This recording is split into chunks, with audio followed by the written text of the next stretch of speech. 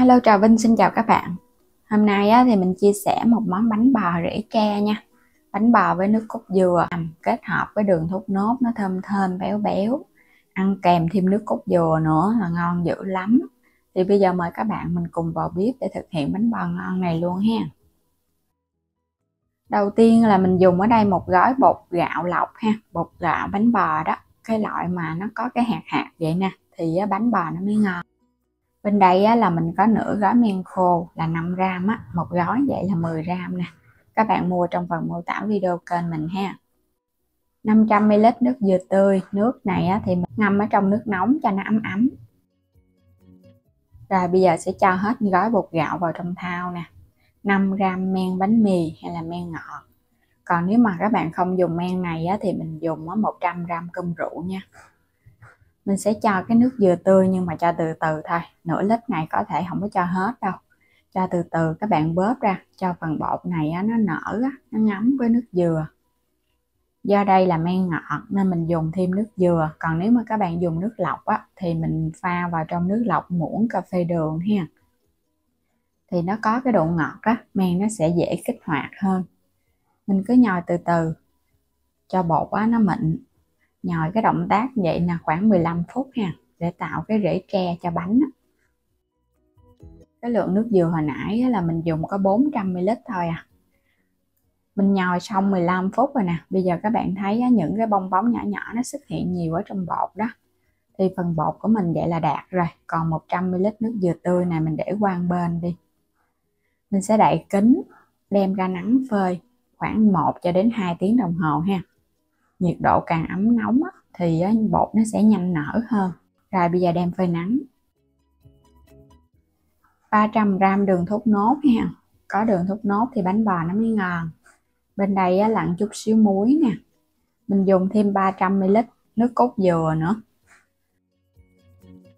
100 ml nước dừa tươi hồi nãy còn lại nè. Tổng cộng mình dùng 500 ml nước dừa tươi và 300 ml nước cốt dừa ha. Đường này mình cắt ra nhỏ nhỏ, sau đó cho vào chảo. Nước cốt dừa thì mình cho vô một ít thôi, và thêm muối vô. Mình sẽ nấu cho cái hỗn hợp đường này nó tan ra, tại vì đường này nó cục cục nấu ra cho nó tan chứ cũng không có cần phải nó sôi đâu. Bây giờ nó tan ra nó cũng sôi luôn rồi nè, thấy lửa để vừa vừa vậy mà nó nóng ghê luôn á. Rồi các bạn tắt bếp luôn ha. Nước cốt dừa hồi nãy còn dư lại nè, các bạn cho hết vô luôn để cho nước đường của mình nó nguội lại nhanh á. Rồi bây giờ để qua bên chờ cho nó nguội đi. Mình ủ bột này 1,5 tiếng đồng hồ, mình phơi nắng các bạn, hồi nãy nó nổi lên trên cái miệng thau luôn á. Các bạn đụng nhẹ nó cái tự động nó xẹp xuống vậy đó. Nhưng mà bột nó xốp, nó nở nhiều lắm. Phơi nắng hoặc là mình ngâm ở trong cái thau nước nóng cho nó nở lên gấp đôi là được à.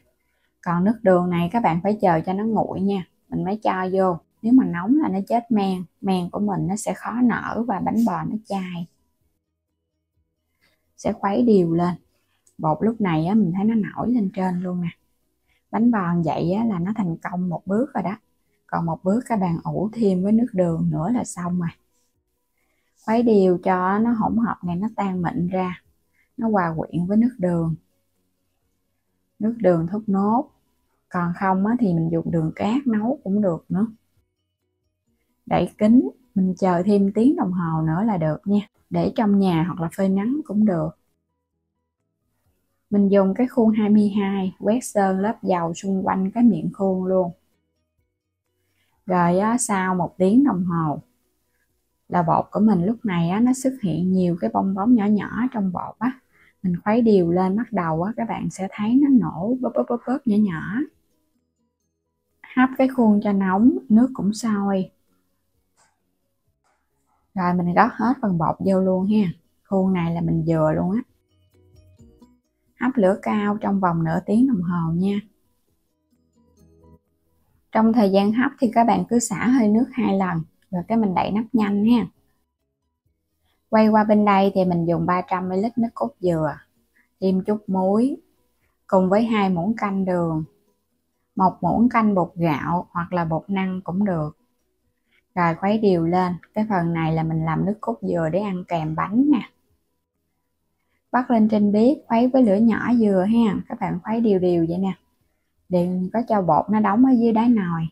Mình khuấy một chút nó chín, nó sệt lại. Đây, phần bột của mình nó sệt cùng với nước cốt dừa nó kẹo kẹo vậy là ngon lắm nè. Béo ngậy luôn á, tắt bếp luôn. Quay trở lại nồi bánh, mình hấp nửa tiếng, xả hơi nước 2 lần. Cuối cùng là mình tắt bếp luôn ha. Bánh nở vung cao nè. Ngon quá các bạn ha. Bánh nở vậy là bánh thành công. Nó nổi lên, đợi chút xíu nó xẹp liền là do bột nó bị dư nước á, bột lỏng. Bánh chờ nguội thì các bạn lấy ra dễ dàng lắm, nó tróc khỏi cái khuôn, nó không có dính. Rễ tre đặt ngạt ở bên dưới luôn nè. Ổ bánh nhẹ tên luôn, nó nở và nó rễ tre. Bánh bò thành công là bánh bò cầm lên nó nhẹ, còn các bạn làm mà nó bị chai á là nó nặng dữ lắm. Mình sẽ cắt bánh ra cho các bạn xem ở bên trong nha. Ổ bánh bò rất là ưng ý, làm ra một ổ bánh to chản luôn. Chỉ có nửa ký bột thôi à. Công thức này mình làm hoàn toàn bằng bột gạo, không có thêm bột năng gì hết á. Còn nếu mà các bạn thích dai dai hơn cũng có thể thêm 2 muỗng canh bột năng cũng được nữa. Đó, ngon quá chừng nè. Bột gạo thì nó không có dai, nó dai nhẹ thôi, nhưng mà mình để nguội nó không có cứng. Rồi cái ổ bánh rễ tre đặc ngạt luôn ha. Mềm xốp ngon lắm. Đối với bánh bò rễ tre, quan trọng nhất chính là các bạn phải nhồi bột cho kỹ. Ủ bột phải nở đều thì bánh nó mới nở được. Còn các bạn ủ chưa tới mà mình hấp á, nó cũng chai nữa đó. Cắt miếng nhỏ nhỏ ra. Làm ăn ở trong gia đình thì các bạn ăn đến đâu mình cắt đến đó ha. Thì để qua ngày hôm sau mình hấp nóng lại ăn vẫn ngon luôn. Quá trời hấp dẫn. Thêm một ít mè rang thơm thơm nữa nè. Chấm vô cái chén nước cốt dừa béo ngậy nữa. Ăn cái này á hả là phê dữ lắm. Nó béo mà nó thơm. Đúng cái hương vị bánh truyền thống luôn. Bây giờ mời các bạn cùng thử với mình ha. Ngon quá. Béo ngậy à. Ôi ôi nó ngon. Bánh bò thì nó thơm. Mình làm bằng men ngọt nhưng mà thơm lắm. Không có bị nồng cái mùi men rượu đâu. Giống như các bạn làm bánh bò truyền thống với cơm rượu luôn á. Thơm thơm. Mềm mềm xốp xốp nè. Ngon quá các bạn ơi. Bây giờ thì cảm ơn các bạn đã theo dõi hết video của mình ha. Nếu chưa đăng ký thì bấm đăng ký ủng hộ kênh mình. Và mua thêm các sản phẩm trong phần mô tả video kênh ủng hộ mình ha. Xin chào tạm biệt và hẹn gặp lại các bạn ở những video tiếp theo.